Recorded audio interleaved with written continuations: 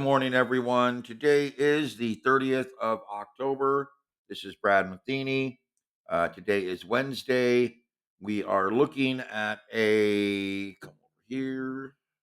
We're looking at a gap up higher pattern today. Yesterday's gap defender played out pretty well. I did an afternoon video, quick little update. But today's gap up higher pattern is in trending mode. Now we're leading into the consolidation pattern for Thursday in carryover mode, and then a big crush pattern. And a crush pattern I'm interpreting as downward. I think this is where we start, maybe even late tomorrow, Thursday, we start to move down into a pre-election type of resistance mode. We will see. I mean, crush patterns are normally either big to the downside or big to the upside. Because we're already in this bearish biasing, and because we're moving into this top resistance pattern here, then a flat down, then a breakaway after the election, moving into rally, I believe that we're looking at a quick 3 to 4 day downtrend here prior to the election, leading to this flat down day on the election day, which remember is in trending mode. So a flat down day would be just a moderate, quiet, drifting downward kind of day.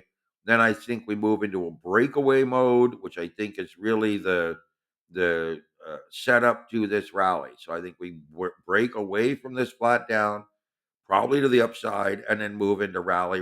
Now this Friday rally is in counter trend mode, so I would suggest that a rally in counter trend mode would be a down day, a slight down day. So my big concern here is for this crush pattern on Friday. Okay, Friday could either be a very big down bar or a surprisingly powerful upward bar. We'll see how it plays out. Kind of hard to gauge right now because we're in bullish long term trending, short term warning trending, and then daily bias is bearish and weekly bias is bearish. So, I mean, generally, I would say that this crush pattern is more than likely going to be to the downside. But I've been wrong before. I'm human, trying to interpret these things for you, and we'll go from there. And yes, it's early, and I've got the sniffles because it got cold out here in California. Okay, let's take a look at it. So where we're looking at with the patterns today, I think is really the last day you're going to see some upward activity with the gap up higher. Remember, this gap up higher mode in trending mode will likely prompt a move, possibly up into the 580s, 5.5, 586 area. I don't expect it to be stupendous as far as upward trending. Was hoping we get a little bit more of a rally yesterday, but we had that flag apexing and that little brief rally at the end of the day. Certain sectors are really moving. I mean, I as of yesterday, I think I can show you guys this without getting into trouble. As of yesterday, one of my intraday systems had, SOXL up. This is a 15-minute trading system, up 5.8%, QLD up 1%, SILJ up 0.62, AGG up 19. This is a late trigger, 1400. These are fairly late in the day. XLF is a brand new short at the end of the day. FDN was long, up 9.4 from 10:30, 10:15 in the morning. SMH was long from 10 o'clock, up 1.5. QQQ was long from 10:45, up 0.52. I mean, it's basically showing you that the sectors want to try to move higher. And that's where the general trend is. I think you're going to see that today we're going to have the same type of results, where sectors are going to be moving in preparation for the expectation of a new president or a new elected president. And then we are going to see the markets try to shift into that pre election ramp up. Now, I do believe that, like I said, the next 3 days, 3 or 4 days, are going to be very consolidated, I think, to the downside. Just my opinion. I could be wrong. Like I said, I'm human, but I would bet that today we're looking at a moderate upward move, kind of up into this area. get rid of some of these. Probably redraw them for you. And again, I make my expectations based on, data as we go. You'll notice I change some expectations as we go. And the reality is that's what you kind of have to do as a trader. It's not just, oh, set it and 2 weeks in advance, this is what's going to happen. No, whole idea is adapt to what is in front of you and try to identify the best opportunities. So here we have an opportunity maybe for a move up into this area, followed by a consolidation the following day, followed by a fairly good sized crush, followed by a crush pattern into what may be a bottoming mode for the markets prior to the election. So we're kind of looking at that 588, 587, 586 area as a possible topping area today. Now that would be a new all-time high. That would be so anytime we get up above this level, 586 roughly, that would be a new all-time high. And I would like to see the markets try to make that move today. We'll see. It'd be a pretty good sized move, but we'll see if it happens. Okay, now let's take a look at the QQQ. Same type of setup, but again, I think the QQQ has kind of, as you see here, reached its rolling point. We'll see today if I'm correct or not. So, based on my analysis, I indicated here that I thought the Qs would roll downward a little earlier than the SPY. We've got this rolling top pattern. We've reached our new high yesterday. We could see kind of a flush out high, a little higher, rolling into a downtrend, possibly before the election. And that would not be, too uncommon, really, to see it burst up higher and then roll back down into this downward trend, setting up kind of a topping pattern. Obviously, this didn't happen. So get rid of some of that. We still have this support level here that I drew, and I'll try to extend it a little bit. But this support level may carry out. Oh, hit the wrong mouse button. That's what happens when you accidentally hit with the right button instead of the left button. So that support area may play out to be pretty important around the election day. We still have this level down here off of this low doji. So this could play an important role as well right over here. And again, what I would urge you to do is to prepare to hedge. Like I've been warning you here, this is where we start to hedge up over here in this area to the downside in preparation for this move over here, which is where I think we need to start hedging to the upside. It would be very smart for traders to understand that yeah, you're if you're intraday trading, you got to play what's in front of you for the next 20, 30 minutes. But if you're swing trading, say 3, 4, 5 days out in advance, you need to play what's ahead of you 3, 4, 5 days out in advance. And I believe that 3 to 5 days, we're going to be down in this area. And then 3 to 5 days from this area, we're going to be up in this area. So you understand the hedging that I'm asking you to take place. Hedge against downside risk here, hedge against upside opportunity here. Okay. So now we'll go into gold and silver. Gold has been moving higher. Last I saw, we're just below the 2,800 level. We had gotten above the 2,800 level very solidly. We have, with my gold cycle patterns, a topping pattern today in trending mode. Now, a topping pattern is typically a rally up to a peak. So what you would be looking at in a topping pattern today is a move up into this area, coming to some peak, and then rolling back downward. Now it could be, and I'll have to get rid of a lot of these lines here, guys. I apologize. This is all working to try to deliver my best interpretation of the markets for you. So we will move this up here and set it to a very light green. Okay, so what we're looking at here, guys, is in a topping pattern is really markets go up, they find resistance, they turn around like this, go up, find resistance, turn around, and come back down. That's what a topping pattern is, generally. Now, a topping pattern can be, if I can draw it, can either be a big V-shaped pattern like this, or it can be kind of a little hook like this, or it can be something where it finds a top fairly quick and rolls down all day long.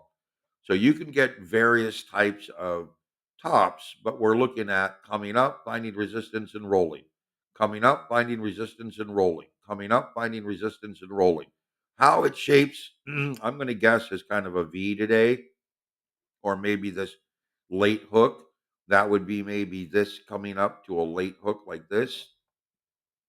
Don't know, but I'm really thinking that 2810, 2820 area is back in target again. Remember, I highlighted this 2820 to 2840 area weeks ago.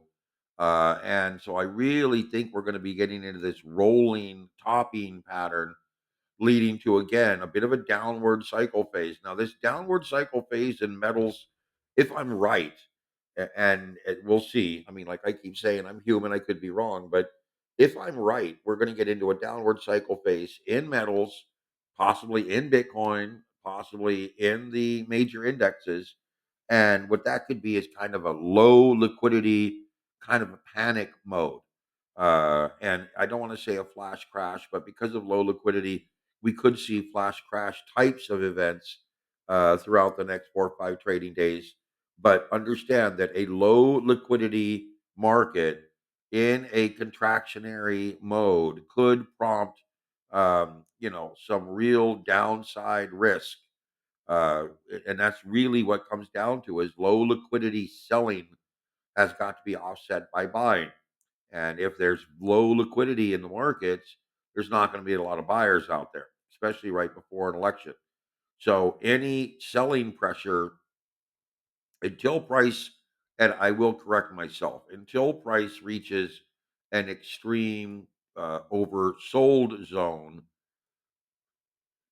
possibly down into this area, we would not be seeing a lot of buyers. So maybe down in this area, we'll start to see buyers. But just like I'm telling you, if we get into kind of a selling mode, there may not be buyers until we get sufficiently low enough to prompt buyers to come back into the market, whether they're sitting on the sidelines or not. So this is why we have this risk to the downside over the next 4, 5, 6, 7 trading days. I think after the election, 2, 3 days after the election, we'll be basing and rallying.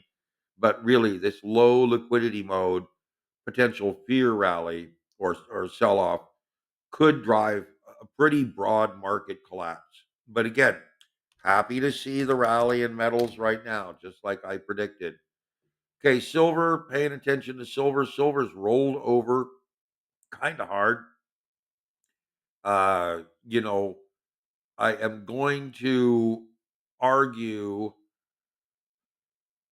I'm going to have to do this, guys. Bear with me. Remember, play what's in front of you. Leave that, get rid of that, get rid of that, get rid of that, get rid of that.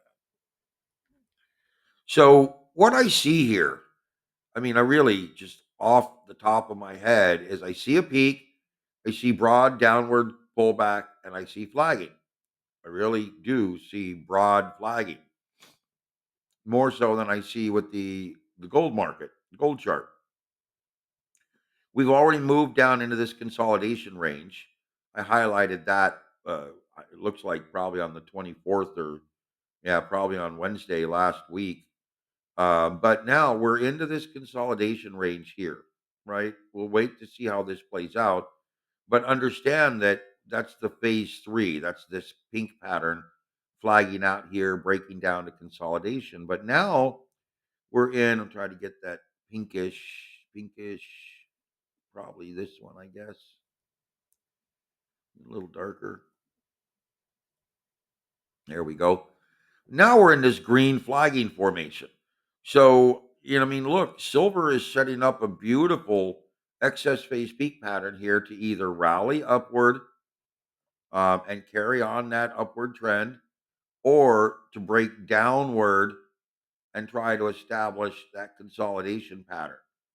So the scenario here is we are either going to confirm the breakdown by rolling very hard over the next couple of weeks, and we'd be looking at about 100% measured move. So if I measure from this peak down to this consolidation, and then just drag it down from that consolidation to a low, yeah, I'm close. I'm close, guys. This would be our low area right here. This upper yellow area. I drew it almost 100%, which is perfect. And again, this would be where we'd be looking for consolidation. So it's really coming down to the fact that we need to get above this level up here. I'll draw it out for you. Looks like I've drawn a bunch of them, but we really need to get above this level to rally higher. I'll make that kind of a light blue, or we need to get below this level here to move downward. And I would suspect at this point, the downward activity in metals, given where we're at and given our rotation, could likely come right back down. If it happens, come right back down into this level, try to build another base, and then rally back out of it right before the election. It would make sense that we're either going to rally out of it here, which metals will continue to rally and break above this level here today, silver may, or tomorrow. But again, breaking down below this level would mean that we move down into a broader consolidated phase. And this would be actually this pink move. This breakdown would be the ultimate low. So this would be the number 5 ultimate low, which is where we're at the number 3 right here, right now. This would also be the number 3 of the broader green pattern. So we're setting up for a very interesting move here in silver. And this could be a good leader for metals. This could really be a good leader for what's going on with metals, in the sense that silver could be driving a bigger, broader pattern, which could be very important for us to understand the total capacity of the market moving through this election cycle. If we find support and hold above 33.47, there's a pretty good chance we're going to rally very strongly up to the upside here. If we break below this, then yeah, we're coming down to try to set up these lows, 31.85. So again, be paying attention to metal. Pay attention to silver. Silver looks like it's leading with a very clean pattern compared to gold. And then lastly, we'll go to Bitcoin. Bitcoin has rallied up and stalled right at my 72,300, roughly, sorry, 72,700 area. It actually got a little higher, 73.4. But you can see how we're stalling out here. Okay, so in essence, folks, this is a 2-hour chart. If I come back down here to a 30-minute and spread this apart, you can see that, and I'll get rid of some of these. You can see that we have a very brief peak, pause, flag pattern right here. And we have broken out of it, but we have yet to get below this level or this upper peak level. So we are now starting a new excess phase peak pattern. We would be looking for Bitcoin to attempt to either rally above 73,670 roughly, or fall below roughly 71,600. And ideally, if we get that pullback panic phase, you're going to see some sort of a move back down like this into consolidation, and then maybe a breakdown. So this is what we're watching right now. Okay. And again, these, like I told you yesterday, we in this rally up, we needed to see some new setup. So it took a little bit of time. It took almost 10, 12 hours. but now we have a setup. Now we have a decent enough pullback, a decent enough flag. We're already outside of that flag. I mean, I could technically draw the flag a little differently by moving it kind of like this, but let's see how it plays out, guys. I mean, if the markets are going to do what I think, then we're going to get a breakdown, a little bit of a breakdown. And if they don't do what I think, then we're going to get a big old rally today. Well, I mean, I'm expecting a bit of a rally today, but if we get a big old rally today and the markets, the SPY and the NASDAQ break above to new highs, then we will move into setting up a new pause contraction phase with flagging taking place just like that. Okay. Kind of a mixed mode here. Like I told you, I don't want to say hard to predict, but given where we're at with the markets right now, and you can see here, we've got the same type of pattern. I mean, I hate to say it, but down here on this 30-minute, it's pretty clear. Move up to a peak, come back down, and now we're into flagging. Look at this big broad flag right here. So here's our low. This is the SPY. Here's our high. Guess what, guys? We are in the midst of a very big, broad flagging pattern, an excess phase peak pattern that is either going to rally up and set some new highs, meaning we're going to have to then set up a new excess phase peak pattern somewhere up here, or we're going to run right up to this area, 585.82, roughly hit a peak, roll over, and try to take out this lower area, 574.50.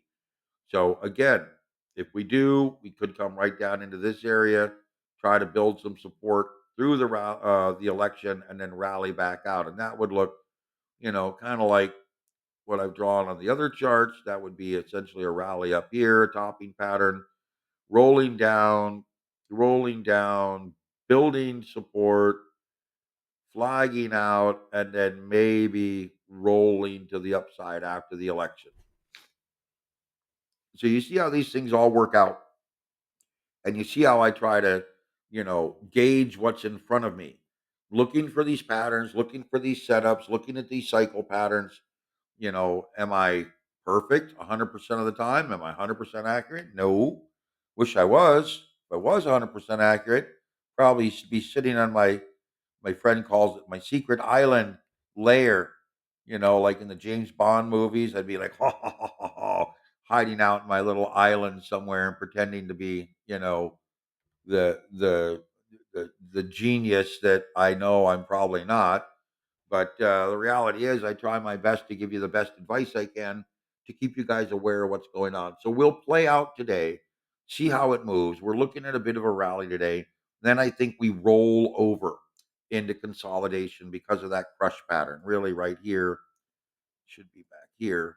This crush pattern has me thinking we roll into a solid downward trend, then top resistance, flat down, break away, and then we move into rally mode. And I think this is where we start to build this rally, gap potential, top, consolidation. I think this is where we build a base trying to get out of the post election move. So we'll see how it plays out.